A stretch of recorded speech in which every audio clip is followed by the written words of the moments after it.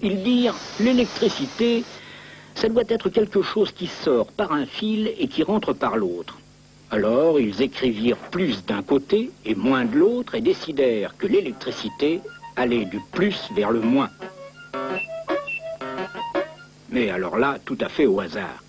Pour savoir au juste, il aurait fallu voir de près les atomes des fils. Aujourd'hui, grâce à nos caméras spéciales, nous sommes en mesure, mesdames et messieurs, de vous présenter ici quelques atomes qui ont bien voulu venir dans nos studios pour nous expliquer. Un atome, c'est d'abord un noyau avec des charges électriques plus. Autour viennent tourner des charges électriques moins. Ce sont les électrons. Quand il y a autant de plus que de moins, les charges électriques s'annulent, l'atome est électriquement neutre.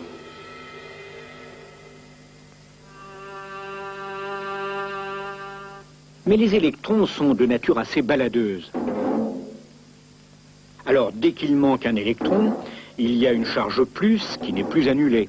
L'atome n'est plus neutre, il devient positif. Et plus il lui manque d'électrons, plus l'atome est positif. Il n'aura qu'une envie, l'atome, bien sûr, c'est de récupérer des électrons.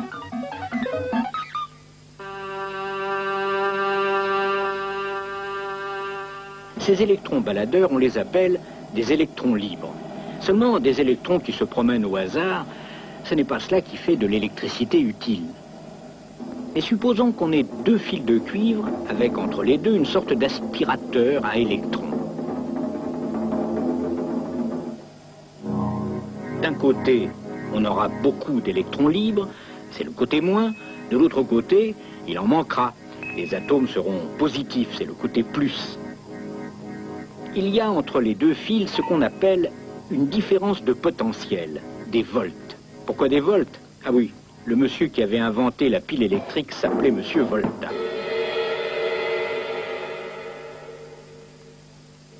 Et plus il manque d'électrons d'un côté, plus la différence de potentiel est grande, plus il y a de volts.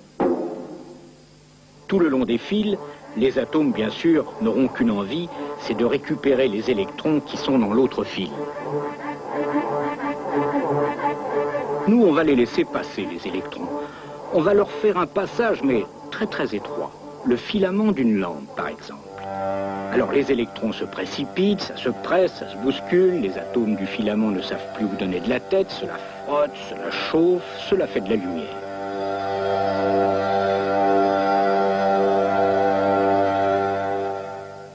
On a un courant d'électrons qui va du moins vers le plus. Et oui, nos messieurs s'étaient un peu trompés de sens, il faut dire qu'ils ne savaient pas encore ce que c'était que des électrons. D'un côté donc, une pompe à électrons, un générateur, de l'autre, un récepteur, c'est-à-dire un appareil où les électrons passent en faisant de l'énergie, ampoule, radiateur, moteur électrique, etc. Mais si on récupère de l'énergie d'un côté, il faut bien en fournir de l'autre côté au générateur. Au début, pour avoir de l'électricité, certains messieurs avaient inventé la pile électrique.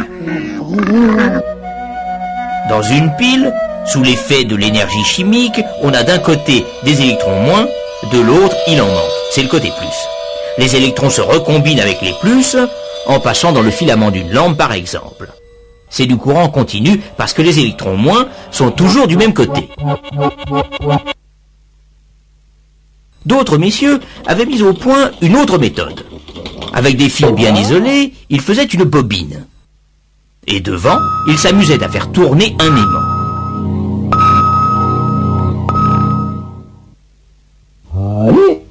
Le principe est à peu près ceci. Quand le pôle nord de l'aimant arrive, des électrons sont arrachés de leur orbite et vont d'un côté, ce qui fait des plus de l'autre côté. On a donc, comme dans une pile, un plus et un moins. Évidemment, dès qu'on ne tourne plus, il ne se passe plus rien. C'est logique dans un sens. On ne peut pas faire de l'énergie, même électrique, à partir de rien. Alors si on continue à tourner, c'est le pôle sud de l'aimant qui arrive devant la bobine. Et là, il se passe exactement le contraire de tout à l'heure. Le plus devient le moins et vice-versa.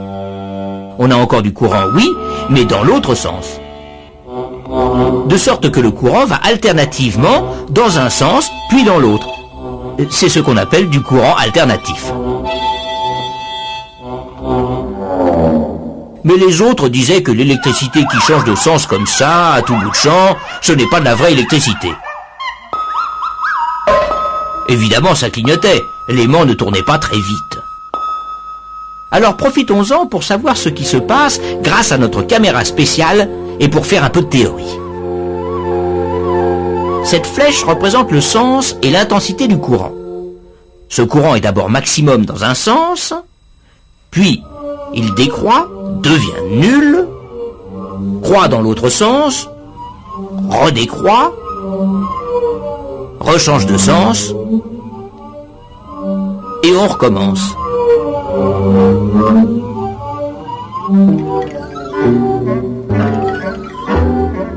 Si le courant redevient maximum dans un sens une fois par seconde comme ici, on dit que la fréquence du courant est de 1 Hz.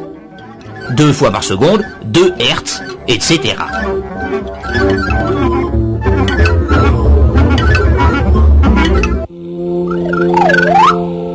Il y a une autre façon, plus amusante, de voir les choses. Prenez la flèche qui représente l'intensité maximale. Faites-la tourner dans un cercle imaginaire que vous dessinez à côté du fil. Eh bien, à n'importe quel moment, l'intensité réelle qui passe dans le fil est égale à ceci. C'est-à-dire la projection ou l'ombre de la flèche tournante sur le fil.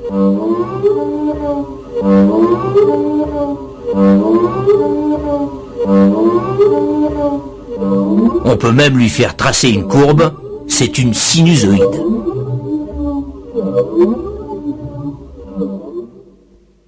Mais revenons à nos messieurs. Ils perfectionnent leur alternateur. L'aimant se met à tourner plus vite, la fréquence du courant augmente, 4 Hz.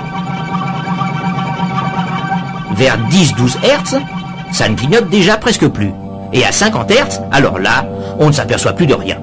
Or 50 Hz, c'est la fréquence du courant alternatif qui arrive aujourd'hui chez vous.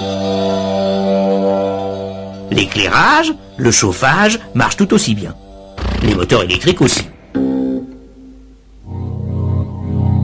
Et aujourd'hui, un seul alternateur de centrale peut alimenter en électricité à peu près 1 million de foyers. L'idée de nos messieurs n'était donc pas mauvaise, car il faut dire aussi que le courant alternatif